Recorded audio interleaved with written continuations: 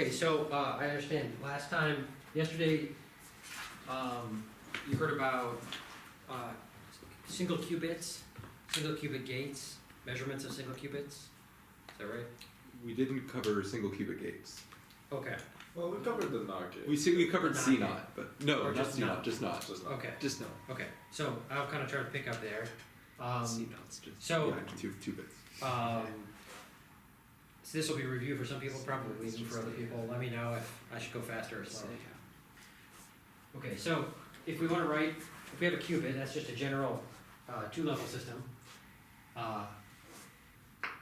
Did you use Dirac notation yesterday? Okay, so if we have a qubit in a state S, we could write it as, some number times the zero state plus some other number times the one state. And so, you know, your qubit could be, for example, it could be in the state 0, it could be in the state 1, but it can also be in a superposition of 0 and 1. So, it could be in, say, 1 over root 2, 0 plus 1 over root 2, 1. And so, or anything in between. For example, it could be in, just to keep writing examples, it could be in, well, okay, we could write it, well, let's say some real number A 0 plus some real number B times a phase e to the I 5. And so this gives you the sort of the complex part. This gives you the real part and the complex part. And so, okay, so these are possible states, and then the way you should understand that is that if you then measure this qubit, if you measure this qubit, you find it to be in the 0 state. So let's just say, like, you know, we measure all these states. This one we'll see that it's in the 0 state. This one we'll see that it's in the 1 state. What happens if we measure this one? 50% of the time you get the 0 state, 50% of the time Yeah. you get the 1 state. Exactly. So you get 0 or 1 probabilistically, and the probability is given by this number squared. Or if it's complex, the modulus squared of that number. So you get, 0 with probability 1/2. Or you get 1 with probability 1/2. Good. And in this case, you can generalize this to say you get 0 with probability A squared and 1 with probability B squared. Because you take the modulus squared of this and you get e to the I phi times e to the minus I phi, so that e to the I phi goes away. And you just get 1. And so it's just the real part squared when you take the modulus squared. So you see that the real parts here, a squared plus b squared, have to add up to 1, of course, because you have to get something, right? Okay, so that's sort of probably the review of the single qubits. And I don't know, did you see like the sort of alternative way of writing the state as a vector yesterday? Yes. Yeah. So we could write this state alternatively as a b e to the I phi. And so the general idea of a single qubit gate is that you take your state and you operate on it by a matrix.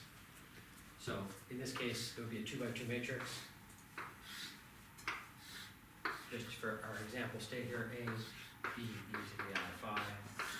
And then your different gates are just going to be different 2x2 matrices. And so you saw the NOT gate yesterday, right? Which is like 0, 0, 1, 1. But there are, the sky's the limit. You can design different ones. They have to be unitary, which just means that when you operate on the state, you get a new state where the squares still add up to 1. If it didn't do that, you'd get trouble. So any unitary 2x2 matrix can be a gate. So this is the not gate. There's, and the purpose of the other gates, I'm not gonna write them down, but the purpose of the other gates are either to change this phase phi, that's like a phase gate, or to change the A's and the B's. And so, that's all I'm gonna say about the single qubit gates. It basically takes your state of a single qubit as an input and changes it in some way, transforms it in some way to give you a new state after it acts on it. Okay, good. So let's move on to 2 qubits then.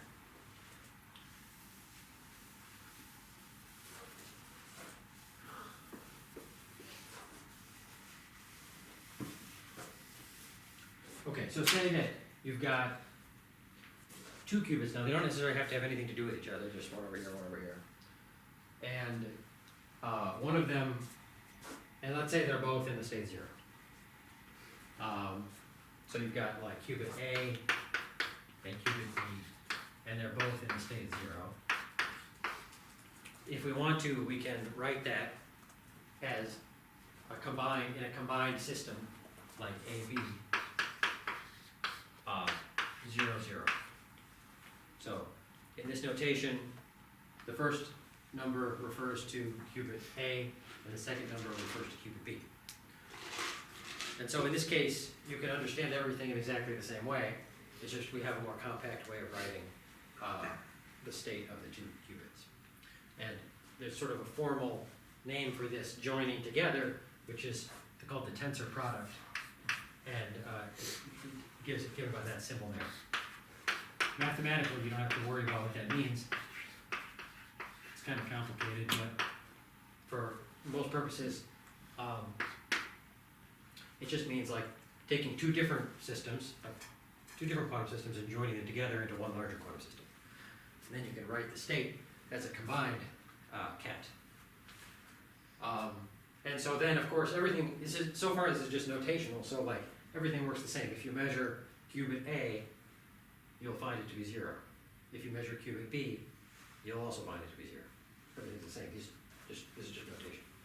So a slightly more complicated example would be if qubit A were 0, but qubit B were 1 over root 2, 0 plus 1. And we want to combine these and write them in the combined notation. So we can tensor product the 2 together, and the way it works is just like multiplying out, as if you're doing algebra. But you have to keep the order the same, because like the first one has to refer to qubit A, and the second one has to refer to qubit B. So like you'll get you'll get AB in one term, 0, 0. And we'll get an overall factor of 1 over root 2. And so you'll get 0, 0 in one term, and you'll get 0, 1 in the other term.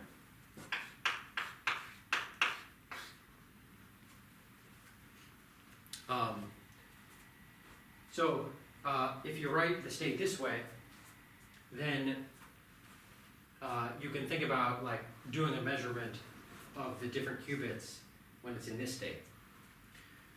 And again, this is just really like a shorthand notation for this, so everything should come out the same. So that is to say, if you measure qubit A, you'll find it to be 0. And the way you can think of that is you look, okay, well, sort of like this is a superposition of 0, 0, and 0, 1. And so it's like half the time you get this one, and half the time you get this one. But regardless of which one you get, qubit A is 0. And so you measure qubit A, you get 0, and after the measurement, the state stays the same because the qubit A stays at 0. Now, it's slightly different if you, just slightly more complicated, if we're going to measure qubit B. Because we know what happens if you just think of it alone and measure qubit B. Half the time you get 0, and half the time you get 1. And then after the measurement, the qubit becomes 0 or becomes 1. So the same thing happens here. If you measure it, half the time you get this one, and the state becomes 0, 0. Or half the time you get this one, and the state becomes 0, 1.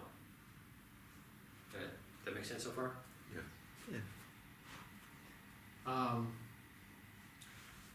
Okay. we could do, I probably won't do it, yeah, question.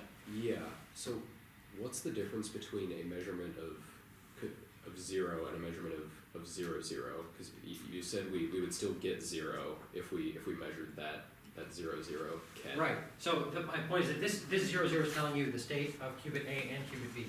Okay. And we're just measuring qubit A. Qubit A is over here, qubit B is over here. We're just measuring this one, Okay. not doing anything to qubit B. Okay. Okay. So, the 0 just, this other 0 just kind of hangs along for the ride. There's sort of a more formal way of doing this, but I'm trying to give you the practical, practical idea. Okay. So we could do, A could be 0 plus 1 also, and this could be 0 plus 1. We could multiply those out. We would get 4 terms, 0, 0, 0, 1, 1, 0, and 1, 1. Fine. Same thing happens though.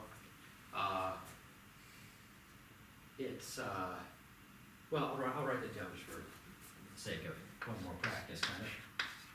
1 over root 2, 0 plus 1, tensor product with 1 over root 2, 0 plus 1, equals, so we got two factors of 1 over root 2, so that gives us a 1/2. And then we get 0, 0, and then we get 0, 1, and we get 1, 0, and then we get 1, 1. Okay, so the idea now is that, again, going through like what happens when you measure the qubits, if you measure qubit A,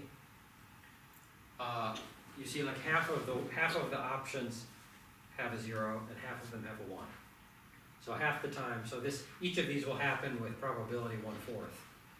Basically, yeah, exactly. Each of these will happen with probability 1/4.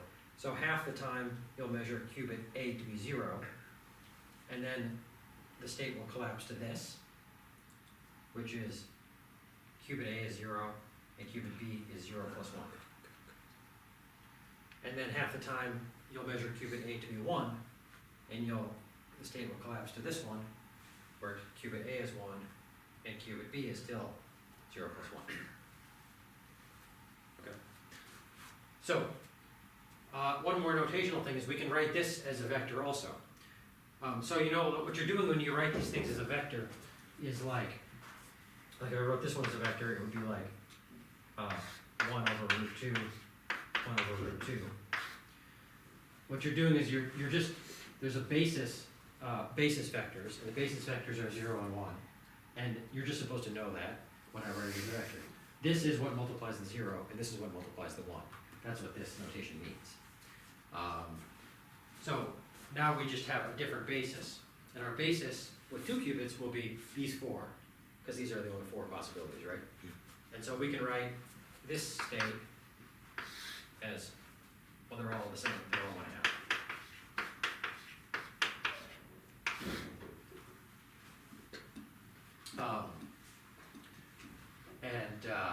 We could write these other ones in the same basis, like, so this would be just 1, 0, 0, 0. Usually you write it in this order, like, going from, basically if you think of these as like a binary number, 0, 1, 2, 3, write them in order that way. Okay, so now with 2 qubits we've got 4 basis states, but you can still write it like a vector. But this is where it gets more interesting, is that if you just take a vector like this and pick some random numbers to go in there, they still all have to add up, the squares all have to add up to 1, but you pick some random numbers that add up to 1, you probably can't actually factor it like this into 2 separate qubit states. We did it this way. You pick 2 qubits, you take 2 individual qubits, multiply them together, and you get some numbers. But if you take some numbers, it's unlikely that you can split it apart like this. And when you can't split it apart, that's an entangled state. And so like a simple example of an entangled state would be like 1 over root 2, 1, 1 plus 0, 0. And so if I want to write that as a vector, I can write that would be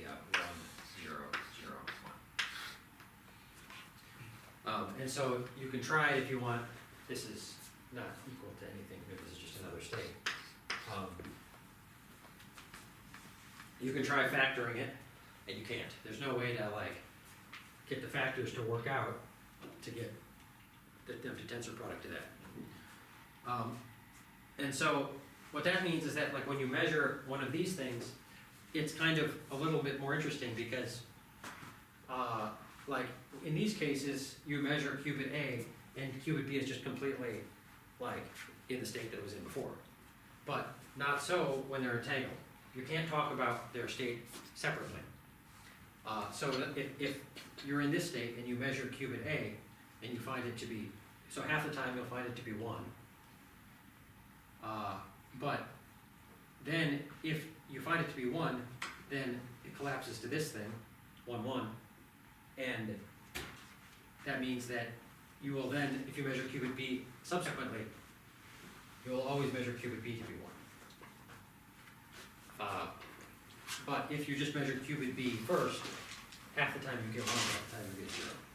So the measurement of qubit A then determines the outcome of the measurement of qubit B, which is interesting because they don't even have to be close to each other for that to happen. They don't have to be interacting with each other. And so that's kind of one of the mysteries of quantum mechanics.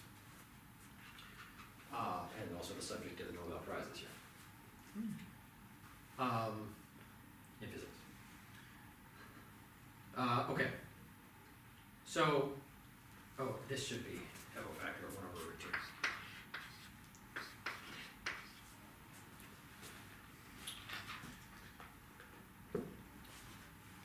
Okay, so entanglement is really like the key thing about quantum computing. It's sort of what gives quantum computing its power. Because just doing states like this, you really haven't gained anything above, you've gained very little above classical computing. Because you just have individual bits. And yes, your bits here can be superpositions, but that's not really different than say like having an analog quantum, or an analog classical computer where your bits can take on a continuous range of values from 0 to 1.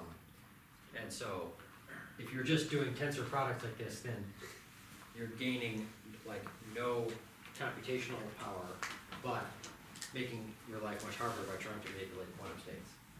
But if you make use of the full range of entangled states, there's many, many more entangled states of a set of qubits than there are unentangled states, and so you have lots more information that can be encoded in the set of qubits if you make use of the entangled states.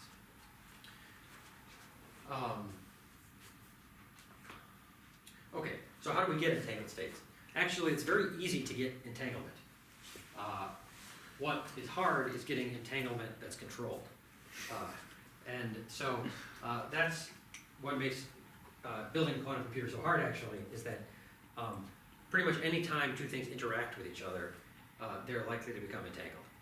Anytime, atom bounces off another atom, or whatever, they probably become entangled. But if you don't control exactly how they bounce off each other, you have no control over how that entanglement occurs. And so controlled entanglement is good. That's what allows you to do like quantum algorithms. Uncontrolled entanglement is what gives you quantum decoherence. That is what destroys your quantum state by entangling it with all sorts of things that you don't want it to be entangled with, like the rest of the things in the room. So that's why if you see the quantum computers, they're often in this enormous vacuum system or cooled down to extremely low temperature, is because they have to be isolated from everything else so that you don't get this unwanted entanglement with the environment that causes decoherence. And the bigger you make your entangled state, the more likely it is to become entangled with something that you don't want, and then the whole thing gets ruined. Okay. So let's say though that we can isolate the system so it's not becoming entangled. Then all you have to do to create a desired entanglement between your qubits is to allow them to interact with each other for some controlled period of time. And so, I'm not going to go into the different implementations of quantum computing, but there's superconducting qubits where you have these superconducting circuits. You just sort of, allow two of the qubits to interact via a photon, and then they become entangled, or if you have two ions in an ion trap, then they interact by, well, they're charged particles, so they repel each other, and that's how they feel each other.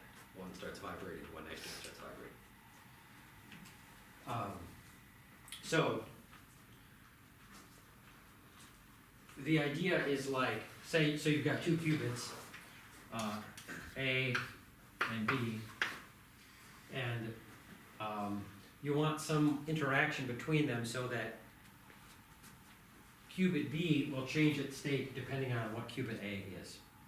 So you want something like, if qubit A is 0, then let's say that it does nothing to qubit B. So, well, let's, so 0, if it's in the state 0, it stays in the state 0, and if B is in the state 1, it stays in the state 1. So let's say that if A is in state 1, then it has the action of flipping state B. In other words, it has the action of doing a NOT gate on state B. So that means state B would, if it is 0, it becomes 1, and if it's 1, it becomes 0. But the situation is more interesting when A and B are not just 0 or 1, but are in a superposition of 0 or 1.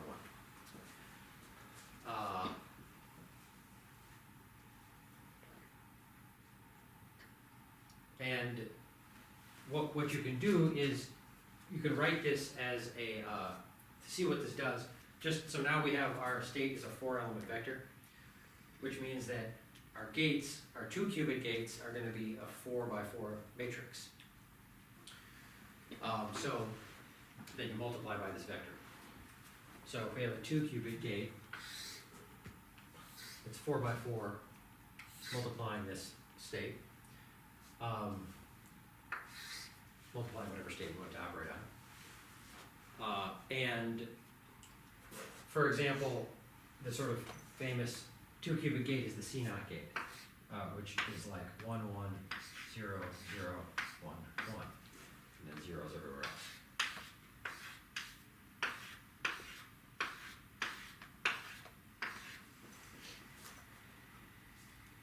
And so you see what this does. So just to remind you of the basis states, this is like 0 0 0 1 1 0 1 1.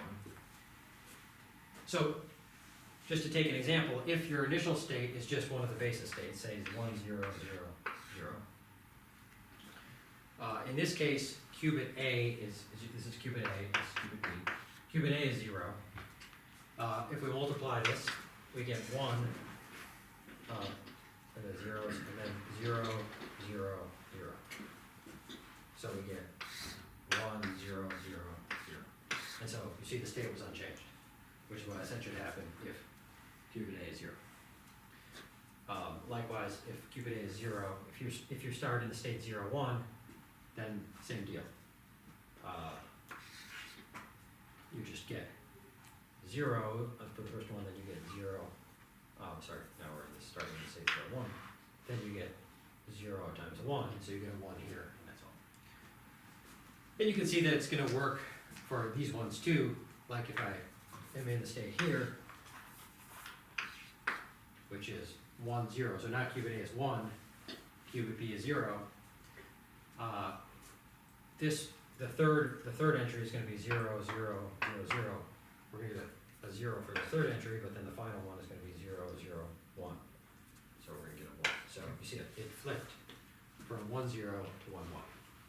So it did what I said it should do there when it's acting on just the individual basis states. But if we start, let's see, what do we want? We want to start in some superposition but not entangled state. Doesn't matter which one I do, I'm not sure. Probably we could do like 1 over root 2. Well, we could do this one just to be sure. Well, let's see. Will it work if I do?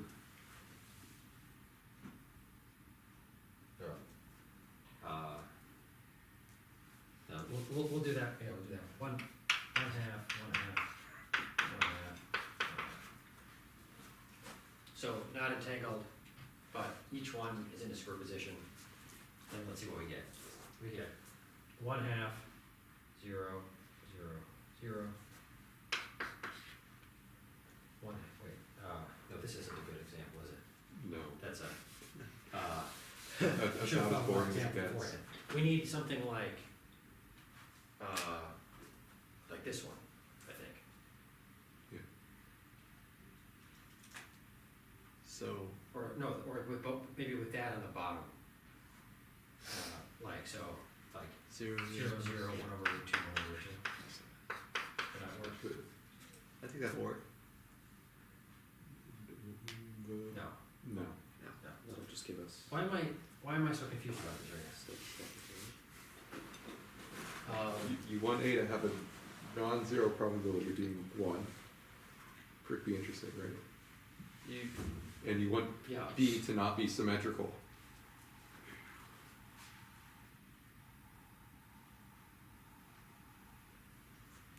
Or you could just Uh, maybe see.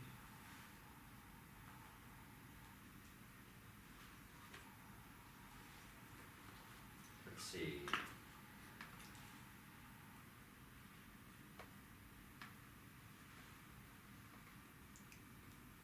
Why is this so confusing? Did you want to do the 1, 1 and the 0, 0 entangled state? I want to get Could it you do in that state. 1/2, 1/2, 0, 1? Would that work? Well, those don't add up, right? But No. We write down what we want and then figure it out backwards. yeah, we could do 1 over root 3. probably if we did 0, like 1 over root 3. yeah, it should. Well, the problem with coming up with an example on the fly is that we also need. I wanted to start with a state that was not entangled, but I feel like this one should have worked. But it doesn't, does it? I know I've never been confused by quantum mechanics. This is pretty silly. I'm quite sure I have the gate written correctly. You do. Yes.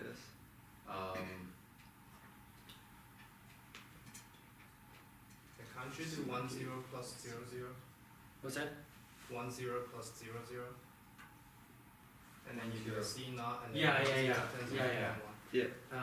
1. Yeah, that's what we want, We got it. I think.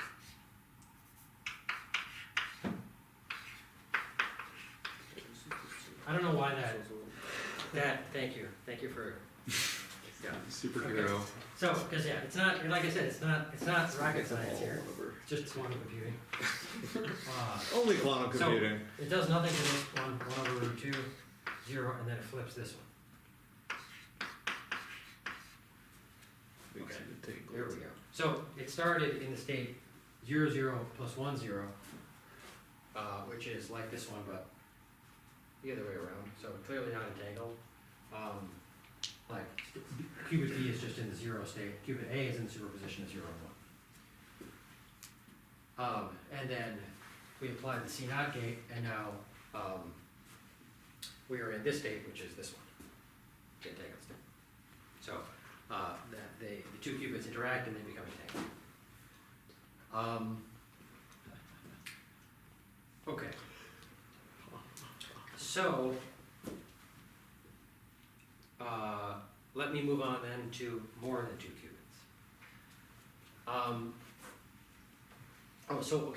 But first let me just say that if you've got 2 qubits, you can perform single qubit gates on them individually, or 2 qubit gates on them together. Did you talk about quantum circuit diagrams?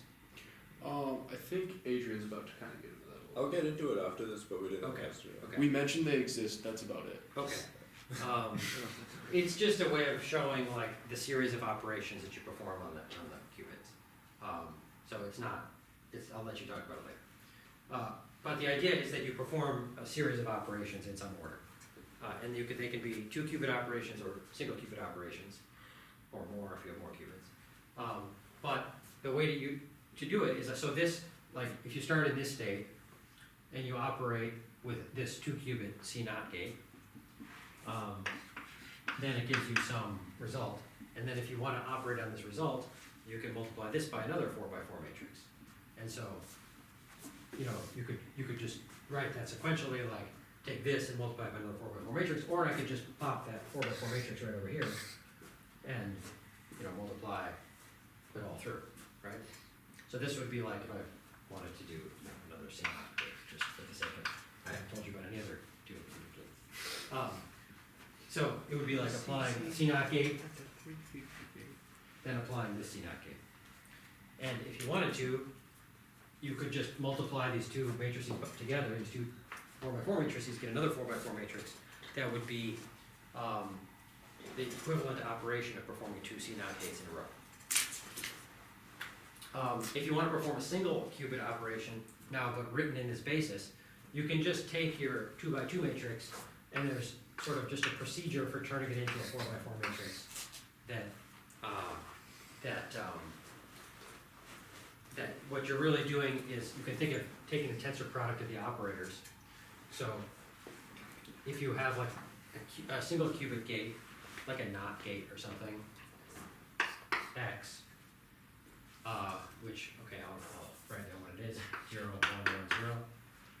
And you want to operate this on qubit A but do nothing to qubit B, what you can call that is taking the tensor product of the 2 operators. And so this is what you're going to do to qubit A. Qubit B you want to do nothing, which would be like the identity matrix. And then the way that you combine these 2 is just like, so it depends which one's first and which one's second.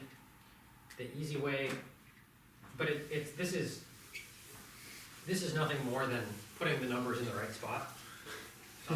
So like, if I'm doing it right, it's the one way is like, you take this matrix and you put it everywhere there's a 1. In other words, you multiply this matrix as a block by each of these numbers. So like you'd get, in that case, which if it's the right way, I could be wrong, but 0, 1, 1, 0 here, 0, 1, 1, 0 here. So in other words, an X gate here, an X gate here, and then all zeros here. And if you do it the other way, then you have to rearrange the numbers a little bit, but it's not any worse. So anyway, the point is that if you want to do a single qubit gate, you can still write it as a 4x4 matrix, just putting the number, rearranging where the numbers go exactly. So you could do like also a single qubit gate, like I could say a NOT gate on qubit A, and then your whole quantum computation, your whole algorithm is just a series of these matrices acting on your initial state, which is often like all zeros, for example. And so if you just have 2 qubits, then at the end of the day, your whole quantum algorithm is just a 4x4 matrix that you multiply by your input state. So that's pretty easy to understand. I mean, it's pretty easy to calculate that. What gets harder is if we have more than 2. So let me now generalize everything I just said to n qubits.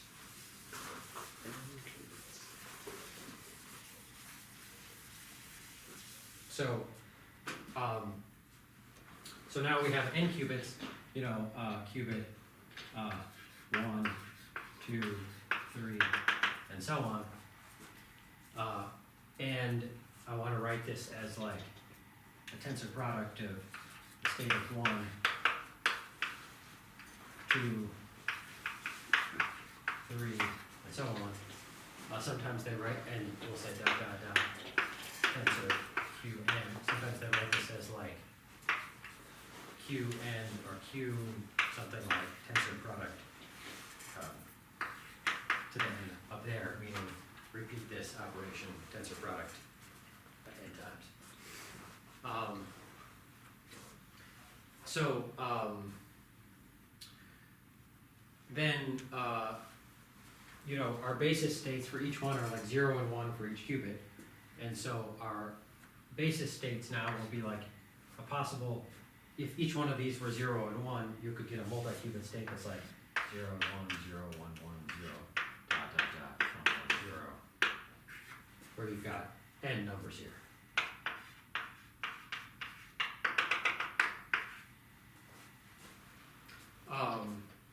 And so these are just the basis states, right? So the state of the whole system has to be, it can be, you know, a superposition of these different basis states. So, now this is where it's handy to think of this string of zeros and ones as a binary number. So I could write this as, actually, I'm gonna retroactively make a change on the board. That doesn't give you feel. I wanna write this as capital N. So I can use little n to be the binary number represented by the string of zeros and ones. You know.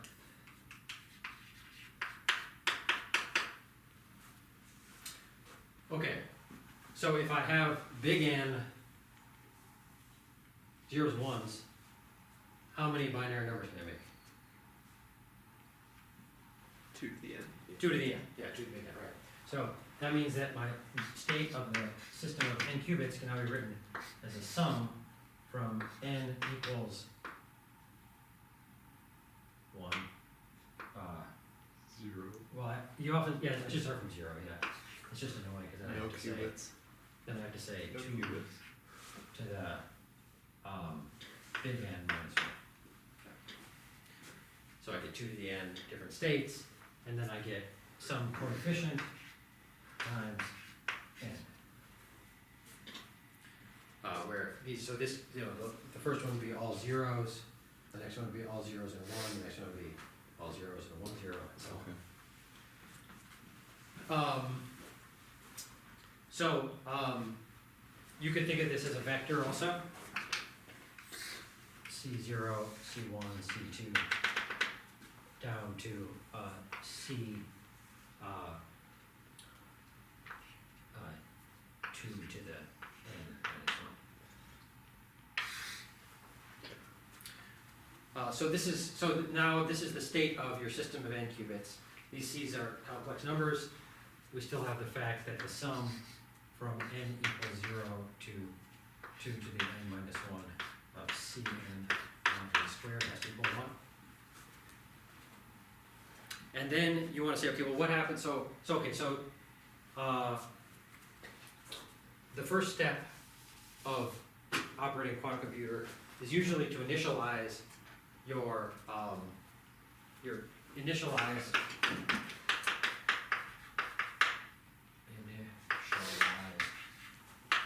your set of qubits into the state 0, where by this I mean n equals 0. So all qubits are 0. And then you start performing operations on them. And your operations, now you could still do single qubit gates, you could still do 2 qubit gates on, you know, so you could do a single qubit gate on any one of your big N qubits. You could do 2 qubit gates on, in principle, any pair of qubits. In practice, it's restricted in terms of which ones can actually interact directly with each other. Or you could do multi-qubit gates if you want, 3 qubit gates, 4 qubit gates, whatever. Again, it's a little more tricky to implement physically. And so the single qubit gates are 2 by 2 matrices. The 2 qubit gates are 4 by 4 matrices, but if you want to see how it operates on this vector, you need to do that tensor product idea where you turn each of the gates into a, you know, so gates, then you operate with gates that are, you can think of them as, you know, 2 to the n, 2 to the n matrices. And then, you know, each operation you do is just another 2 to the n by 2 to the n matrix. And you Yeah, so the computer science people are like, oh, that's exponential scaling, that's not good, right? I was before you came here, I was asking, why can't we just emulate this? All this math seems pretty simple, and that's why. Like if n is like Like I 100, said. Yeah. you're in big trouble. If Yeah. n is like 1,000,000, then you're in unimaginable trouble. And so, but conceptually, you're just multiplying these matrices together. And then your whole algorithm is represented by one big 2 to the n by 2 to the n matrix. Okay, so then that operates on it. You get your final state, which is, again, like this list of 2 to the n numbers. So, final state equals sum from n equals 0 to 2 to the n minus 1 of some new coefficients times your basis states. And now you need to measure it. And so that's the kind of the tricky part now, is that, there are 2 to the n numbers here, that's a huge, if you have any appreciable number of qubits, it's a huge number of numbers, but you can't know what any of them are. So that's the drawback. And so what you can do though is you can measure, and then what you get is if you measure 1 qubit, if you measure just qubit A, then your state will collapse to be, if you measure qubit A to be 0, qubit 1, qubit 0, whatever you want to call it. If you measure it to be 0, then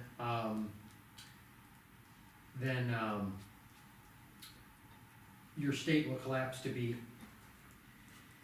all the possibilities that have this qubit 0. And, but then the rest of them will stay the same as they were, as long as this one is 0, and the probability of that will be the sum of the probabilities of all the terms that have this one as 0. Then you can measure the next qubit, and then you'll, either get 0 or 1 for this one, and it will collapse to, all these will stay the same, but that will happen with probability given by the coefficients of all the remaining ones that have this one, 0 or 1. And you can keep measuring. Generally, you measure all of them. And if you measure all of them, then it's simple again, and what you get is one of these at random, you get, state m with probability equal to dm modulus squared. Okay, so if you wanted to find out what these numbers were, what you would have to do is, all you get is really these probabilities. And so you would have to measure, you'd have to redo your computation many times. Initialize, operate, measure, and then build up statistics. So you see the number of times you have to measure, though, is you'd have to measure at least 2 to the n times, but more, because you need statistics on each one to find out actually what these probabilities are, if you know the probabilities of the numbers.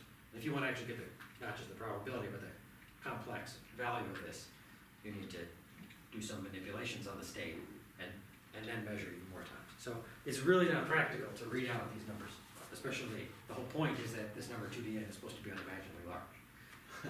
If it's not, you can just make the matrix and multiply.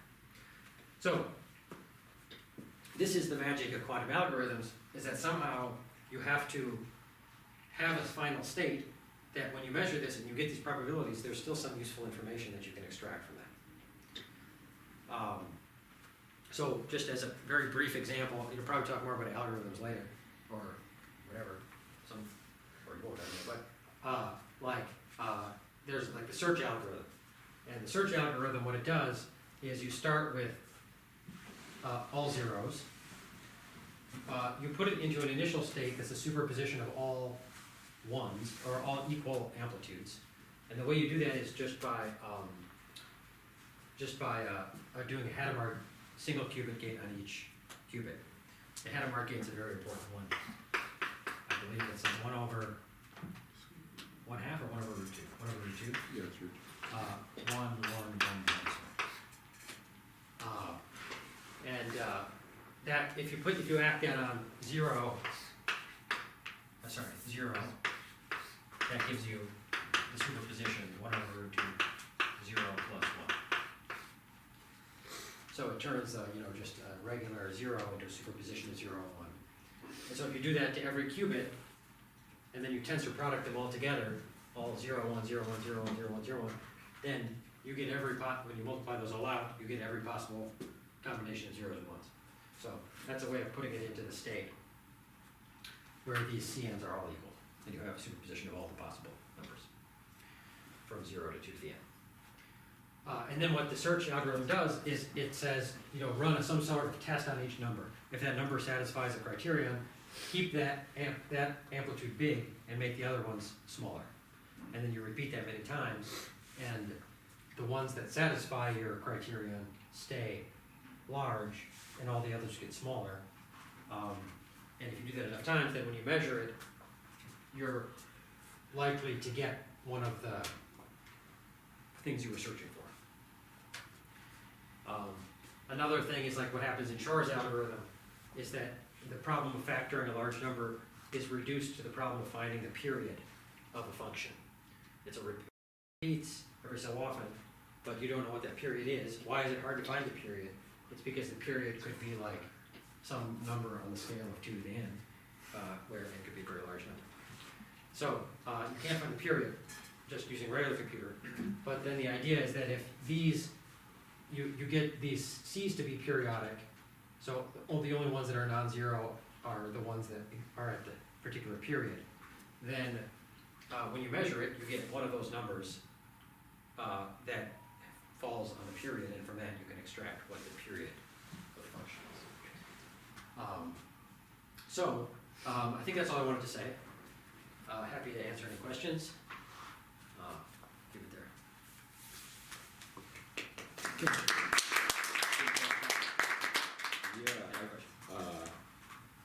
I've got two. I've got more than that, but two that come to mind right now.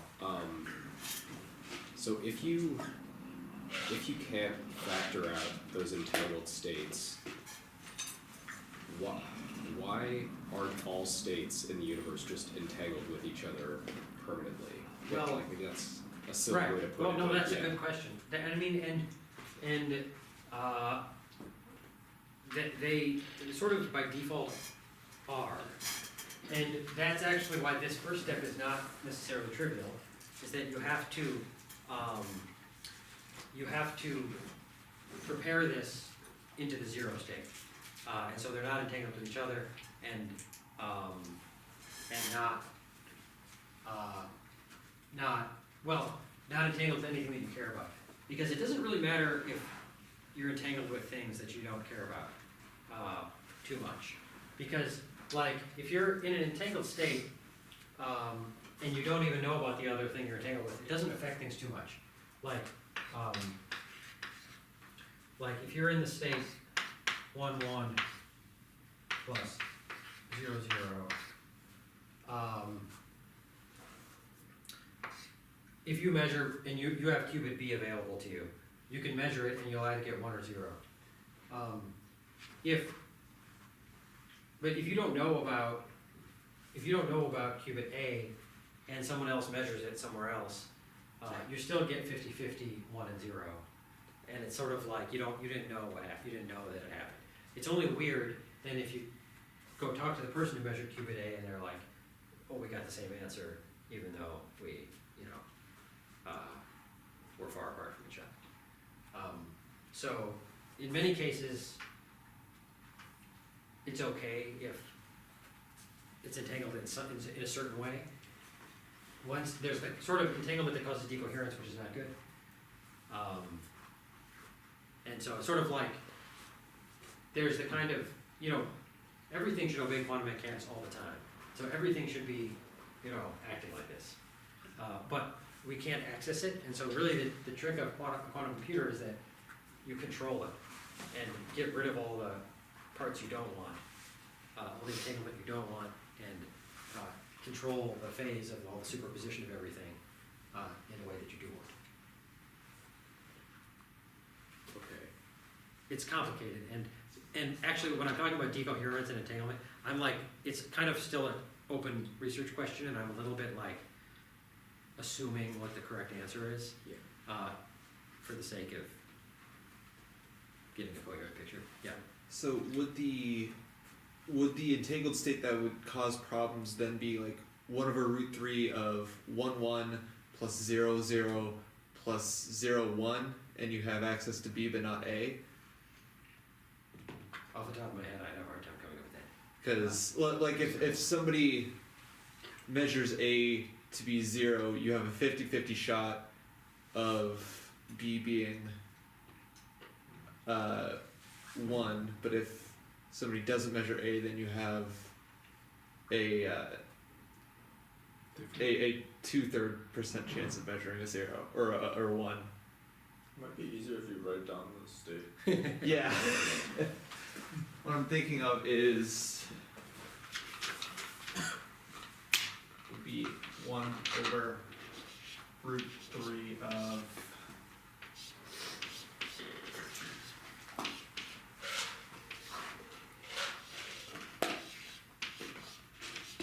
I don't know if I'm doing this in the right order, but Order shouldn't matter.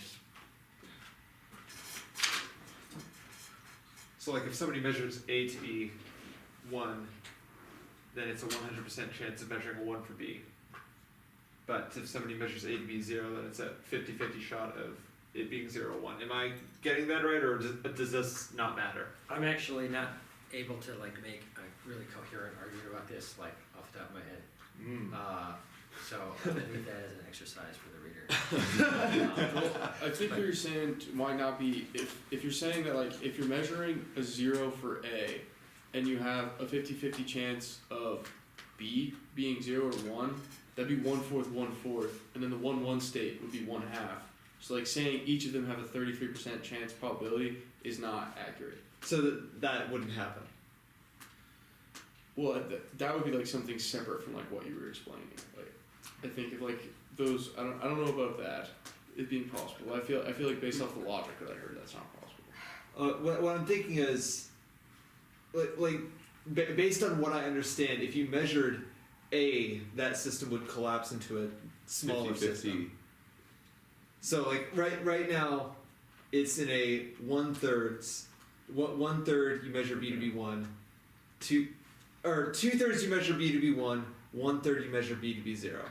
Okay. If you measure A, that system would collapse into either a 100% chance of being 1, or a 50% chance of B to being 1. And if you don't know about A, then you're not aware that the system has collapsed.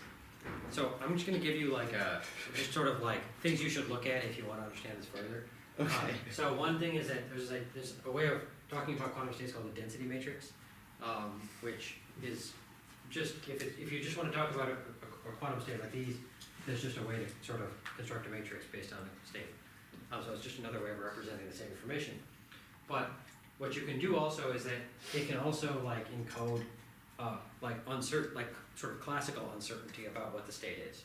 So not just this is the quantum state, but like we don't know if the state is this or this. And so what you could do with the density matrix is you could take a bigger system, you could take a big density matrix for lots of